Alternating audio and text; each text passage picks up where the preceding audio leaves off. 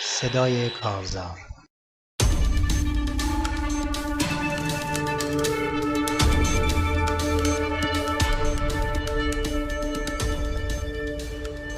بیننده و شنونده گرامی، درود بر تو. صدای کارزار رو میشنوین. برنامه است از کارزار پشتیبانی از کارگران ایران و من سیروان قادری هستم.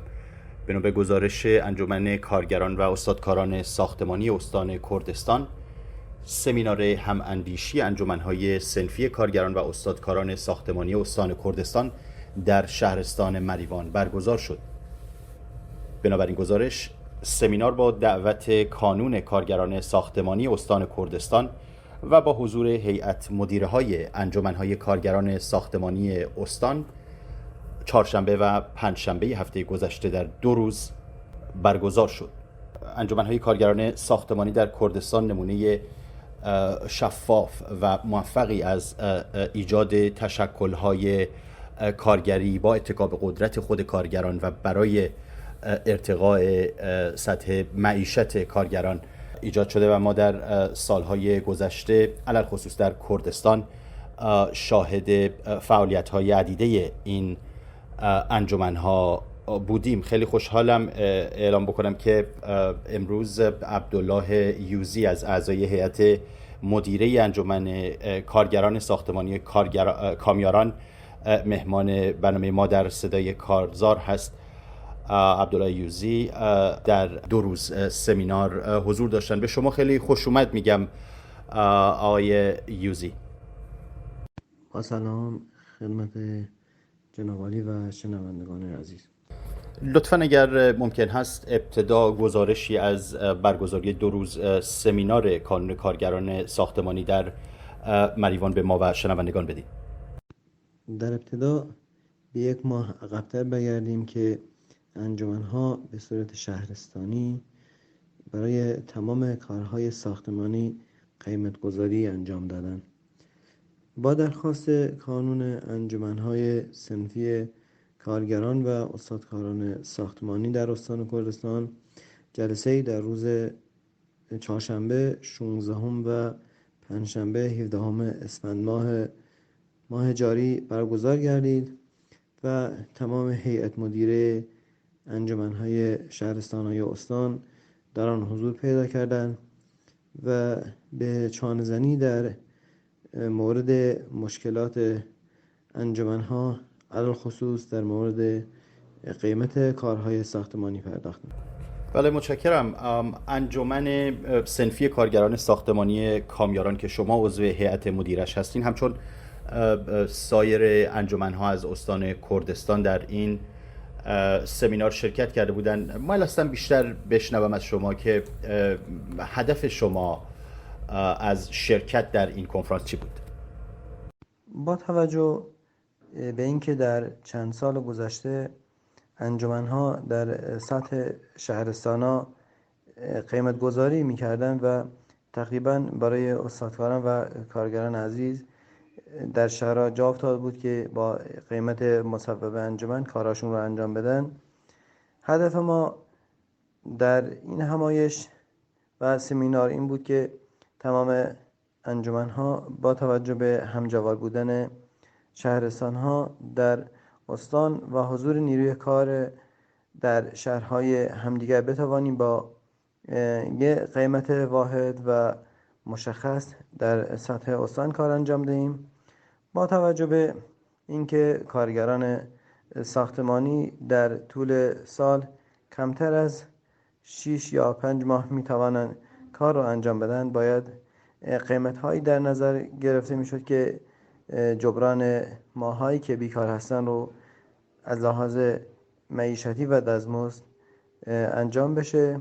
امیدواریم که این سمینارها در سطح کشور هم برگزار بشه و به جایی برسیم که تمام استادکاران و کارگران ساختمانی بتونن از یک قیمت مشخص و واحد استفاده بکنن و با قیمت‌های مشخص کار رو در سطح کشور انجام بدن.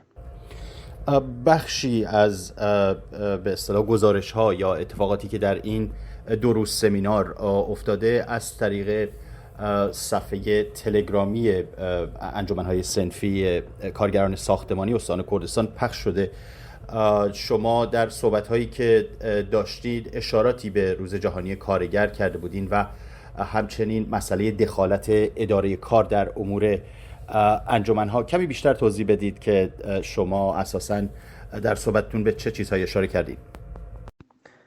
با توجه به اینکه انجمن‌های صنفی دارای اساسنامه مشخصی می باشند و طبق اساسنامه‌ای که انجمن‌ها دارن کار خود رو باید به شکل مستقل انجام بدن و نباید هیچ اداره‌ای در کار آنها دخالت بکنه. در مورد روز جهانی کارگرم ما خواهان برگزاری مراسم روز کارگر هستیم. خواسته ما از کانون استانی این بود که مجوز لازم برای تمام انجمن‌های استان صادر بشه تا مراسم روز جهانی کارگر در شأن کارگران عزیز برگزار نماییم. بله، به دستاوردهای این 2 روز سمینار بپردازیم. به نظر شما چه دستاوردهایی برای کارگران، مشخصاً کارگران ساختمانی در کردستان داشت؟ دستاورد این جلسه یکی اینکه اتحاد بین تمام استادکاران و کارگران ساختمانی باشد. بعدش هم پایبند بودن تمام استادکاران و کارگران عزیز به یک قیمت واحد در سطح استان. امیدواریم که تمام استادکاران و کارگران ساختمانی به قیمت‌های مصوب این جلسه پایبند باشند. در حقیقت اتحاد و همدلی بین کارگران رمز موفقیت آنها هم محسوب میشه.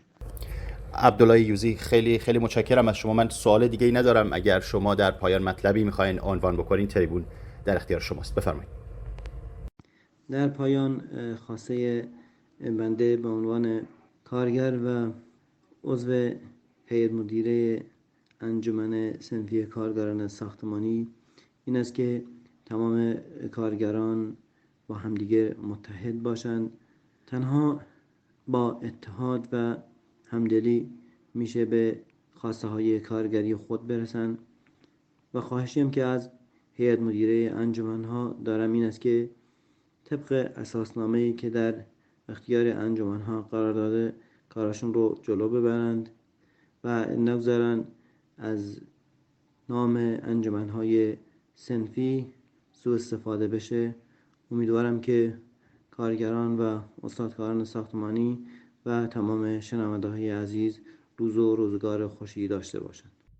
بار دیگر از شما متشکرم عبدالله یوزی، از اعضای هیئت مدیره انجمن کارگران ساختمانی کامیاران که در این برنامه شرکت کردین. آرزوی موفقیت برای شما و همه کارگران و انجمن‌های صنفی کارگران ساختمانی دارم.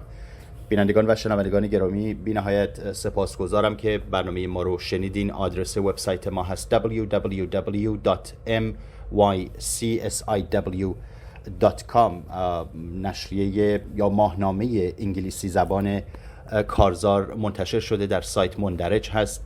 اگر مایل بودین به سایت مراجعه بکنین و این ماهنامه رو برای کسانی که در خارج از کشور، نهادهای مختلف کارگری که علاقه‌مند به مسائل جنبش کارگری در ایران هستند ارسال بکنین. همچنین ایمیل ما هست karzar@gmail.com. این وسیله ارتباطی بین ما و شماست. بی نهایت متشکرم.